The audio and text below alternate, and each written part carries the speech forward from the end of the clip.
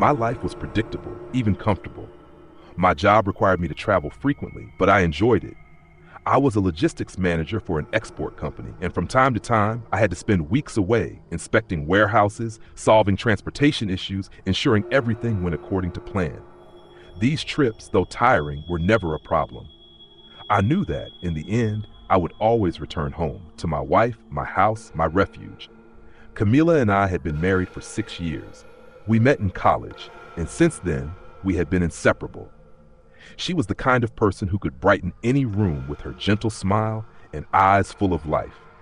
She worked as a freelance illustrator, creating art for children's books, and always said that her dream was to one day publish her own story. Our home was a small house in a quiet neighborhood, far from the city's noise. Camila loved the tranquility, the lazy mornings on the porch, the weekends spent watching old movies, and the nights when we simply talked until we fell asleep. To me, that was enough. A simple and good life. My last work trip lasted longer than expected. What was supposed to be 2 weeks ended up becoming nearly an entire month due to issues at one of the ports where our cargo was held up. I spoke to Camila every day via video call, and she always told me she was fine, though I noticed a certain melancholy in her voice. "The house feels empty without you," she mentioned once. "It feels different, too quiet." I joked that maybe she should adopt a cat to keep her company, and she laughed. But something about that conversation unsettled me. There was a weight in her voice that I couldn't quite understand. Finally, the day came for me to return home. I caught a flight the next morning and arrived at night. On my way, I sent a message to Camila letting her know I was almost home, but she didn't reply. I found it strange since she was always excited when I came back from a trip. The taxi dropped me off in front of our house, and as soon as I stepped out, I felt something different. Nothing was obviously wrong, but the air felt dense, heavy. The kind of feeling you get when you sense something is off, but you can't quite pinpoint what. I unlocked the door and called out to Camila. No answer. The living room was just as I remembered it, except for a few small details. One of the plants by the window was dead. The rug looked like it had been folded and rearranged carelessly. A pile of papers sat on the table, though it hadn't been there when I left. Nothing alarming, but everything gave me a strange sense of displacement, like I had stepped into a place that looked like my home, but wasn't entirely it. I walked to the bedroom and found Camila sitting on the bed, staring into nothing. She looked at me when I entered, but her gaze was strange. There was no emotion, no joy, just a deep exhaustion. "You're back," she said without a smile. "I'm back," I replied, trying to sound cheerful. "Is everything okay?" She nodded but said nothing else. I walked over and tried to hug her, but her body was stiff, distant. It was as if she was there and not there at the same time. That night, the silence between us was suffocating. Camila didn't ask about my trip, didn't tell me about the days she had spent alone, didn't make any of the silly comments she usually did.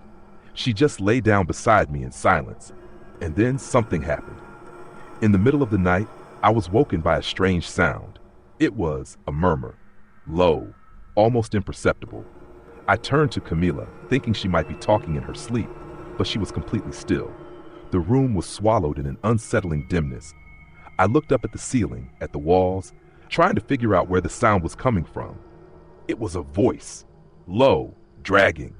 And then I realized something that made my blood run cold. It was my voice. The murmur was coming from somewhere in the room, and it was my own voice whispering words I couldn't understand. I jumped out of bed and turned on the light, but the sound stopped instantly. The room looked normal. Camila was still asleep, showing no sign that she had heard anything. I stood there for a moment, listening to my own rapid breathing, trying to come up with a rational explanation for what had just happened. Maybe I was just tired. Maybe it was jet lag playing tricks on me. But deep down, I knew it wasn't. The next morning, Camila behaved almost normally. She made coffee, asked about my trip, smiled a little, but something was still wrong. Something deep, invisible, but real. I asked if she had felt anything strange in the past few days, but she just looked away and said, "Everything's fine." A simple, empty response. But I knew it wasn't. The following days were marked by a constant sense of unease. Even though Camila acted as if everything was normal, something inside me told me it wasn't. I watched her movements, her way of speaking, her expressions, and felt a growing distance between us. As if, despite being there, she was far away. I started noticing small details that I might have overlooked before. She wasn't sleeping well. She would spend the night sitting at the edge of the bed, staring at nothing. When I asked what was wrong, she would just tell me that everything was fine. But her voice sounded empty, as if she was repeating words she didn't believe. One night, I woke up to a noise coming from the hallway. I looked to my side and saw that Camila wasn't in bed. I got up, still half asleep, and walked to the bedroom door. The house was drowned in darkness, but a faint light was coming from the kitchen. I walked quietly down the hallway, trying not to make a sound. When I reached the kitchen doorway, I saw Camila standing there, her back to me. She was murmuring something. At first, I thought she was just talking to herself, maybe struggling with insomnia. But as I listened more closely, I realized her voice had an odd tone, almost monotone. The words left her mouth like a chant, something repeated countless times. "Camila?" I called hesitantly. She stopped immediately. Silence filled the kitchen. For a moment, she didn't turn around. She just stood there, motionless. When she finally turned to face me, her expression was normal, but her eyes looked empty. "What are you doing?" I asked. "Nothing," she replied with a weak smile. "I couldn't sleep. You were saying something. What was it?" "Me?" She chuckled as if my question was absurd. I wasn't saying anything. I stood there for a moment trying to make sense of it, but there was no sense to be found. Something was wrong, and each day I felt it more intensely. The next night, I made a decision. If something was happening to my wife, I needed to find out what it was. So when she went to bed, I stayed awake, pretending to sleep beside her. For hours, everything remained quiet, until a little after 3 in the morning, I felt her body move beside me. I carefully opened my eyes, just enough to see her slowly get out of bed and leave the room. I waited a few minutes before getting up to follow her. This time, she wasn't in the kitchen. The sound was coming from the living room. I approached slowly, and when I looked inside, my heart stopped for a moment. Camila was sitting on the couch, staring intently at the turned-off TV. The dim light from the lamp illuminated her pale face, and her lips moved in an inaudible whisper. "Camila," I called, my voice barely above a whisper. This time, she didn't stop immediately. She kept whispering for a few more seconds before slowly turning her head toward me. But something was wrong. Her face looked strange, as if her features were misaligned. For a moment, it seemed like I was looking at someone trying to imitate my wife, but failing to get the details right. "You came back," she said. A chill ran down my spine. "What? What did you say?" I asked. She just smiled, a weak, unsettling smile, and stood up. She walked toward me slowly, her eyes never leaving mine. It felt like she was waiting for something. "What's happening to you, Camila?" My voice came out weaker than I expected. She tilted her head to the side, as if analyzing my question. And then, after a long moment of silence, she whispered, "You're not supposed to be here." My body froze. "What do you mean?" My voice cracked. She didn't answer. She just walked past me and went back to the bedroom, leaving me alone in the living room, my mind filled with unanswered questions. The next morning, I tried to act normal, but deep down, I knew something was very wrong.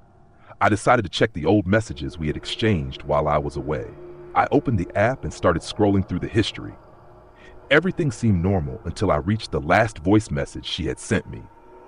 The file was less than 10 seconds long. I pressed play and waited to hear her voice. But it wasn't Camila's voice. It was mine. The recording was muffled, desperate. My own voice whispered, "Don't let it in. Please, Camila, don't let it in." My stomach churned. My heart raced. I looked at the bedroom door where Camila was still asleep.